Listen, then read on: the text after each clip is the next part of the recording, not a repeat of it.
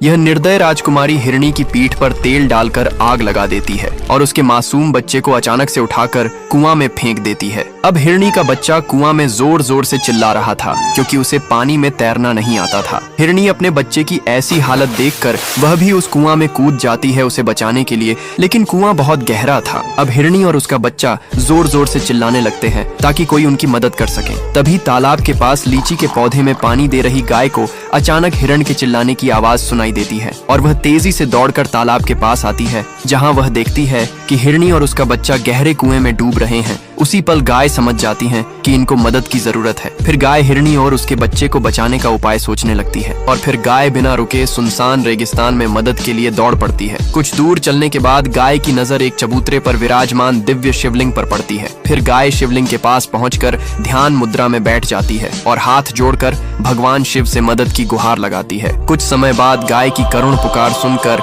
महादेव प्रकट होते हैं और जब गाय उन्हें सारी बात बताती है तो गाय की बात सुनकर महादेव हिरणी और उसके बच्चे के पास जाते हैं और फिर महादेव अपने नीलकंठ स्वरूप में एक दिव्य हरी बांस की सीढ़ी का निर्माण करते हैं और उसे गहरे कुएं में उतार देते हैं और अगले ही पल हिरणी और उसका मासूम बच्चा सुरक्षित कुएं से बाहर निकल जाते हैं। फिर हिरणी और उसका बच्चा खुशी से नाचने लगती है, लेकिन फिर भी किसी ने महादेव की इस महान लीला को लायक नहीं किया। इस दादी और पोती को शमशान में अकेला सोता देख ये डायन खुशी से नाचते हुए सोचती है आज तो दावत हो जाएगी। फिर जैसे ही डायन पोती को पकड़ने वाली थी तभी वहाँ से गुजर रहे भोले बाबा सब देखते ही सटाक से वहाँ आकर उस डायन पर मुक्कों की बरसात कर उसे ढेर कर देते हैं, लेकिन अभी तक लाइक सब्सक्राइब नहीं किया। भोलेनाथ कुर्सी पर बैठ के मजे से समोसा खा रहे थे। तभी एक राक्षस साधु का भेष बना के भोलेनाथ की तरफ आने लगा। राक्षस भोलेनाथ का पेड़ दबाने का नाटक करने लगा आके। जब भोलेनाथ सो गया तब राक्षस अपना असली रूप में आने लगा। तभी माता पार्वती ने राक्षस को देख लिया और राक्षस को मार दिया। माता पार्वती के लिए लाइक सब्सक्राइब कर दो। एक दिन शंकर भगवान अपने भक्त के लिए सुंदर मिट्टी के साइकिल बना रहे थे। फिर कुछ ही समय में साइकिल बन जाने के बाद शंकर भगवान अपने भक्त को साइकिल देते हैं और भक्त खुशी से साइकिल ले लेता है और लेकर चलाने लगता है। फिर गणेश भगवान शंकर भगवान के लिए गर्मा गर्म खीर बनाकर लाने लगते हैं और लाकर शंकर भगवान को देते हैं। शंकर भगवान ले लेते हैं और खुश हो जाते हैं और खुशी से खीर को खाने लगते हैं। अगर आप भी शंकर भगवान के भक्त हैं, इस वीडियो को लाइक सब्सक्राइब जरूर करें। दोस्तों, हनुमान जी के पास एक इंडियन कोबरा और एक पाकिस्तानी पिटबुल डॉग था। इंडियन कोबरा बहुत मेहनती था, दिन भर खेतों में काम करता था और हनुमान जी के लिए आम तोड़कर लाता था। हनुमान जी मजे से आम खाते थे। वहीं पाकिस्तानी पिटबुल डॉग दिन भर अपने दोस्तों के साथ जुआ खेलता रहता था और घर आकर इंडियन कोबरा से झगड़ता था। ये देखकर हनुमान जी को बहुत गुस्सा आया और हनुमान जी ने फैसला किया कि तुम दोनों में से जो सबसे ज्यादा आम खाएगा वही मेरे पास रहेगा। मुकाबले का दिन आया। दोनों आमने सामने खड़े हुए। ट्रक भर के आम मंगवाए गए। मुकाबला शुरू हुआ। दोनों तेजी से आम खाने लगे। खाते खाते दोनों थक जाते हैं। अब फैसला वोटिंग से होगा। पाकिस्तानी पिटबुल को जिताना है तो कमेंट करो, अगर इंडियन कोबरा को जिताना है तो लाइक और सब्सक्राइब करो। देखते हैं कौन कौन अपने देश से प्यार करता है। भोले बाबा समोसा फ्राई करके अपने दोस्तों के साथ मजे से समोसा खा रहे थे।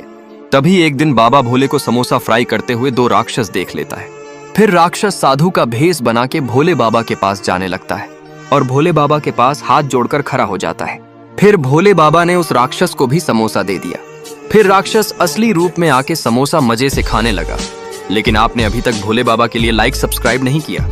एक दिन अचानक आसमान से एक बहुत बड़ा लाल बैग गांव के बीच आ गिरा।